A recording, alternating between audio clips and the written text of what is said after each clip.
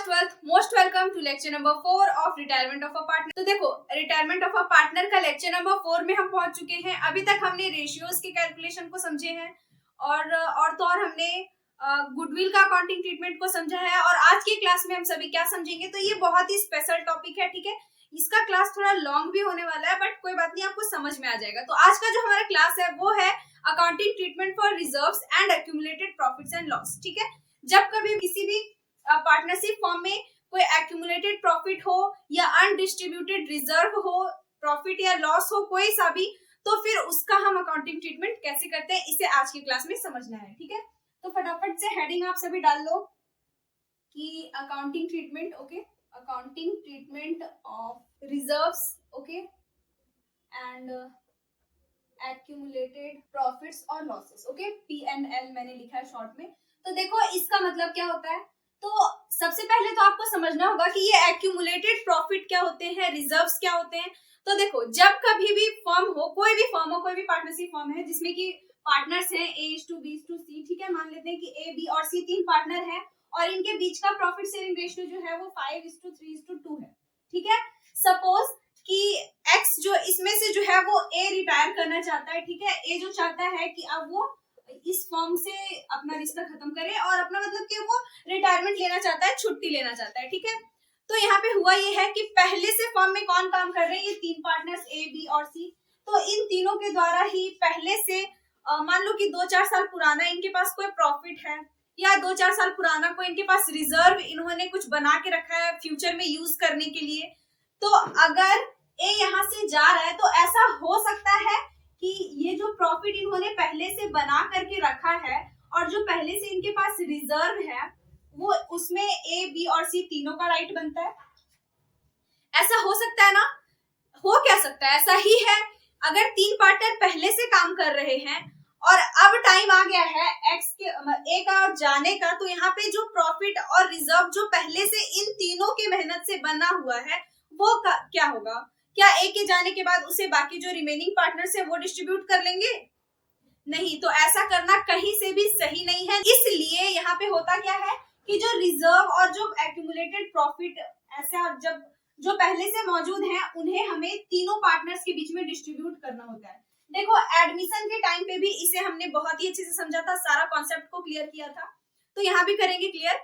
बस पहले ऐसे समझो कि एडमिशन के टाइम पे होता क्या था कि A और B जो है वो पार्टनर्स हैं, C यहाँ पे आ रहा है बाहर से, ठीक है। तो पहले से काम कौन कर रहा था, A और B। तो पहले का जितना भी प्रॉफिट और लॉस था वो किसका, उस पे किसका अधिकार था, तो जो पहले से पार्टनर थे उन्हीं का था ना। तो यस, A और B का था, बल्कि C का नहीं था, ठीक है। तो यहाँ पे जो हम क्या समझेंगे, C का क्यों नहीं था, क्योंकि C तो न्यू ही आया है, न्यू आया हुआ पार्टनर है। क्या उसके पास वो उसने कुछ काम किया है क्या? नहीं। तो उसको उस प्रॉफिट में कोई भी हिस्सा नहीं मिलेगा। आई बात समझ में? सपोज दैट कि यहाँ पे जो तीन पार्टनर है A, B, C, ये जो है वो 2 या 3 इयर्स से जो है वो काम अपना कर रहे हैं और इनके पास प्रॉफिट जो है वो 10,000 रुपीज है, ठीक है। पहले से अनडिस्ट्रीब्यूटेड प्रॉफिट जो है वो 10,000 है। तो ये 10,000 A के रिटायरमेंट के टाइम पे A में भी बटेगा, B और C तीनों में बटने वाला है इस प्रॉफिट शेयरिंग रेशियो में। ओके, आई बात समझ में? देखो, हम इसे ना और भी अच्छे से समझते हैं। लेट्स से मान लेते हैं कि आपको जो क्वेश्चन गिवन होगा, ठीक है, उस क्वेश्चन में आपको बैलेंस शीट बनाया गया होगा। इस तरीके से आपको बैलेंस शीट जो है वो गिवन होंगे, ठीक है। इसी तरीके से हमने एडमिशन में भी इसे समझा था। तो हम सभी जानते हैं कि ये जो लेफ्ट साइड होता है वो होता है हमारा लायबिलिटीज का, ठीक है। ये अमाउंट का कॉलम होता है और ये एसेट्स का साइड होता है, पता है। और ये बैलेंस शीट किसका होता है, फर्म का होता है। इतना बात तो हमें पता है। और हम जानते हैं कि लायबिलिटीज साइड में ही हमारा जितना भी रिजर्व है वो गिवन होता है, चाहे वो वर्कमैन कंपनसेशन रिजर्व हो, इन्वेस्टमेंट फ्लक्चुएशन रिजर्व हो, कॉन्टिजेंसी रिजर्व हो या फिर जनरल रिजर्व हो, कैपिटल रिजर्व हो, कोई भी रिजर्व हो, वो सारे हमारे किधर दिए होते हैं, लायबिलिटीज के साइड पे, ठीक है। और तो और इसमें हमारा प्रॉफिट एंड लॉस लिखा होता है। अब ये जो प्रॉफिट एंड लॉस है, अगर लायबिलिटी साइड लिखा है इसका मतलब कि वो प्रॉफिट है, ठीक है। ये क्रेडिट बैलेंस होता है, इतना तो पता है हमें, ठीक है, बहुत अच्छी बात है। अब एसेट साइड में क्या होता है, तो एसेट्स साइड में भी प्रॉफिट और लॉस हो सकता है आपका, और ये जो एसेट साइड में होता है ये लॉस होता है, ये डेबिट बैलेंस होता है, ठीक है। अब ऐसा क्यों होता है इसे भी हम समझेंगे। और इधर एक हमारा होता है एडवर्टीजमेंट। एडवर्टीजमेंट सस्पेंस करके भी एक हमारा जो है वर्ड आपको मिलेगा, ठीक है। तो देखो इसमें ऐसा क्या है, बैलेंस शीट में हमारे liability side reserves and profit and loss क्यों है? तो देखो हम सभी बहुत ही अच्छे से जानते हैं कि जो भी हम अकाउंटिंग ट्रीटमेंट करते हैं वो फर्म का करते हैं, बल्कि पार्टनर्स का नहीं करते हैं। पार्टनर्स फर्म से अलग है और फर्म का अस्तित्व जो है, यानी फर्म का जो हम अकाउंटिंग ट्रीटमेंट करते हैं वो पूरा अलग है पार्टनर से, ठीक है। तो ये लायबिलिटीज भी किसका है? फर्म का है ना। और फर्म क्या जान रही है, उसके पास अगर रिजर्व है, किसी फर्म के पास अगर कहीं रिजर्व है 2-4 साल पुराना, तो मतलब फर्म को क्या है, अब इसे पार्टनर्स को देने होंगे। तो फर्म के लिए तो ये लायबिलिटीज हुआ ना, जो देने वाली चीजें वो क्या होती है, हमारे लिए लायबिलिटीज होती है। तो फर्म ये रिजर्व जो है वो देंगे पार्टनर्स को, तो फर्म के लिए तो ये लायबिलिटीज हो गई। फर्म के पास कोई प्रॉफिट है जिसे इसने डिस्ट्रीब्यूट नहीं किया है अभी पार्टनर्स के बीच में, पार्टनर्स को नहीं दिया है, ठीक है। तो इस सिचुएशन में भी क्या होता है कि पार्टनर्स को ये जो है वो प्रॉफिट देने होंगे फर्म से, तो यहाँ पे फर्म को तो देना पड़ जाएगा ना। तो यस, इसलिए फर्म के लिए जो है ये प्रॉफिट एंड लॉस अकाउंट जो है वो लायबिलिटीज होता है, ठीक है। लायबिलिटी साइड पे इसीलिए दिखाते हैं। अब अगर लॉस है तो देखो, अगर फर्म के पास लॉस है कहीं भी कोई भी ईयर का, तो देखो लॉस तो इसे अब देने नहीं है ना पार्टनर्स को, बल्कि उल्टा हो जाता है। अब पार्टनर्स जो है वो इस लॉस को बियर करेंगे अपने घर से, कहीं से भी पार्टनर्स इसे देंगे, ठीक है।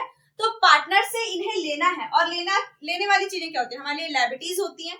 अब देखो ये जो एडवर्टीजमेंट सस्पेंस है वो एक ऐसा एक्सपेंस है जिसका हमें बेनिफिट मिलता है, ठीक है। Short term long term benefit इनसे मिलते हैं हमें, इसलिए ये एडवर्टीजमेंट सस्पेंस भी हम एसेट साइड में लिखे हैं, बल्कि होता तो ये लॉस ही है, ठीक है। एक साथ ही खर्च होते हैं। तो लायबिलिटी साइड जितनी भी चीजें हैं उन्हें हम प्रॉफिट मानते हैं, और जो एसेट साइड जितनी भी चीजें मतलब प्रॉफिट एंड लॉस या एडजस्टमेंट सस्पेंस कुछ भी, एडवर्टीजमेंट सस्पेंस कुछ भी है, तो ये हमारे लिए लॉस होता है, ठीक है। तो देखो प्रॉफिट अगर है तो इससे क्या होता है, पार्टनर्स का जो है वो कैपिटल इंक्रीज होगा ना अगर प्रॉफिट हो रहा है। तो अगर प्रॉफिट है, मान लो कि अगर आपके पास आपने कोई बिजनेस स्टार्ट किया है एंड उसमें आपको प्रॉफिट हो रहा है 10,000 रुपीज, तो क्या आपका कैपिटल बढ़ेगा? क्या आपके पास वो अमाउंट आएगा या जा रहा है? तो प्रॉफिट है, जाहिर सी बात है आपके पास अमाउंट आएगा।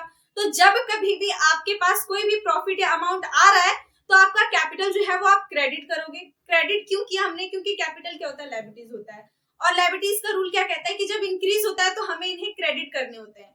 तो ये रिजर्व और प्रॉफिट से जो है वो पार्टनर्स का कैपिटल बढ़ेगा, इसलिए वो इन्हें अपने कैपिटल अकाउंट में क्रेडिट में ट्रांसफर करेंगे, ओके। तो यहाँ पे पार्टनर्स का कैपिटल जो है रिजर्व और प्रॉफिट के लिए क्या हो जाएंगे, क्रेडिट में हो जाएंगे। तो इसमें हमें जर्नल एंट्री क्या करना होगा, तो जर्नल एंट्रीज आप लिख लो, ठीक है। देखो क्या है रिजर्व, सबसे पहले तो रिजर्व जो है वो आपको डेबिट में करने होंगे, रिजर्व्स अकाउंट को आप करोगे डेबिट, या फिर कोई प्रॉफिट एंड लॉस है तो उन्हें भी आपको डेबिट करना होगा। तो प्रॉफिट एंड लॉस अकाउंट, ये क्या होता है जनरली प्रॉफिट वाला प्रॉफिट एंड लॉस है ये, ठीक है। अकाउंट डेबिट टू में हमें क्या करना होगा, ऑल पार्टनर्स कैपिटल अकाउंट, इस पे सारे पार्टनर्स का अधिकार बनता है, ठीक है। जो पार्टनर रिटायर हो रहा है उन्हें भी लेंगे, वो भी इसे लेंगे, ठीक है। और कौन से रेशियो में, तो ओल्ड रेशियो में ये डिस्ट्रीब्यूट होता है। अब यहाँ पे न्यू रेशियो में मत डिस्ट्रीब्यूट करना, न्यू रेशियो से कोई लेना देना नहीं। न्यू रेशियो तो बस जो पार्टनर रह गए उनके होंगे ना, और ये जो प्रॉफिट लॉस रिजर्व है जो भी अनडिस्ट्रीब्यूटेड, इस पे तो सारे पार्टनर्स का अधिकार बनता है, तो सारे पार्टनर्स को मिलने चाहिए, वही पुराना रेशियो में, ठीक है। तो यही है यहाँ पे कि रिजर्व जो है वो डेबिट होंगे, आपके प्रॉफिट एंड लॉस डेबिट होंगे। अब ये रिजर्व में भी आपके सारे रिजर्व आ जाएंगे, ठीक है।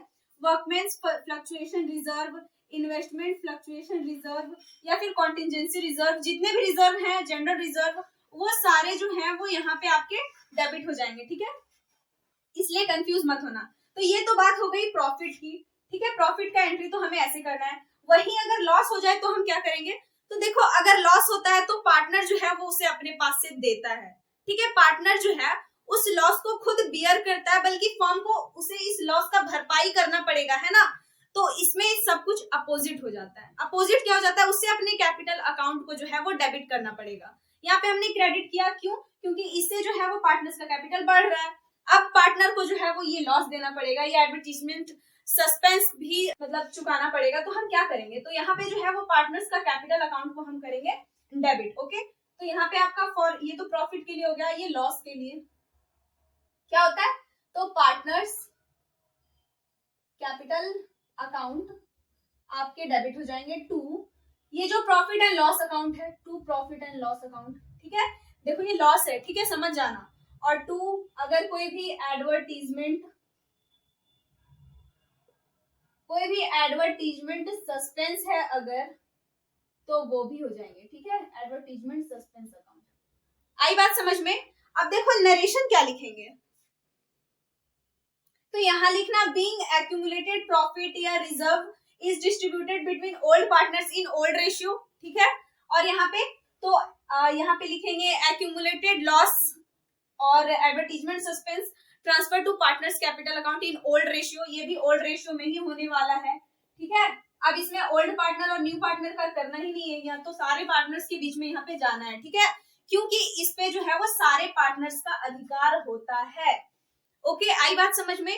तो इस तरह से हम करते हैं accounting treatment of reserves and accumulated profit और लॉस का ट्रीटमेंट। ओके, आई बात समझ में आपको? आई होप कि आपको ये समझ में आ गया बहुत ही अच्छे से। अब देखो यहाँ पे एक चीज आपको और ध्यान देना है, यहाँ पे जो जनरल ये जो वर्कमैन कंपनसेशन रिजर्व और इन्वेस्टमेंट फ्लक्चुएशन रिजर्व है ना, इन्हें हमें बहुत ही अच्छे से समझना पड़ेगा। क्यों? क्योंकि इसका अपना एक रूल है, थोड़ा इसके बारे में हमें जानना है। ये जो जनरल रिजर्व होता है और जो बस रिजर्व होता है उसे तो हम आसानी से डिस्ट्रीब्यूट कर देंगे, इस तरह से अकाउंटिंग ट्रीटमेंट इसका हो जाएगा, कोई प्रॉब्लम ही नहीं होगा।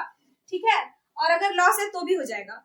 बट अगर इन्वेस्टमेंट फ्लक्चुएशन रिजर्व है या वर्कमैन कंपनसेशन रिजर्व है, तो इसका हमें कुछ टॉपिक को समझना है, कुछ बातों को जानना है, कुछ स्पेशल इसका अपना एक कैरेक्टरिस्टिक होता है, उसे भी समझना पड़ेगा। ठीक है, देखो investment fluctuation reserve and workman compensation reserve के बारे में मैंने आपको पहले भी बताया है at the time of change in profit sharing ratio वाली क्लास में। ठीक है, बहुत ही अच्छे से उसमें मैंने बताया था, बट फिर से मैं इसे रिटायरमेंट में भी बताऊंगी बहुत ही अच्छे से। तो हमारा जो नेक्स्ट क्लास है ना, वो रिजर्व का ही होने वाला है। ठीक है, रिजर्व में हम workman compensation and investment fluctuation reserve को और भी अच्छे से समझेंगे। ठीक है, कि उनका अकाउंटिंग ट्रीटमेंट हमें कैसे करना होता है। ठीक है, तो आज का क्लास हम यहीं पे रहने देते हैं, नेक्स्ट क्लास भी हमारा रिजर्व का ही होने वाला है। सो मिलते हैं नेक्स्ट क्लास में, तब तक के लिए अगर क्लास अच्छा लगा हो तो मेक श्योर कि आपने लाइक कर दिया। सो तब तक के लिए bye bye, take care and thank you for watching. अगर क्लास अच्छा लगा हो तो मेक श्योर कि लाइक कर दिया और सब्सक्राइब करो अगर आपको अच्छा लगा हो तो, एंड अपने फ्रेंड्स के साथ में शेयर भी करना। ठीक है, थैंक यू फॉर वॉचिंग।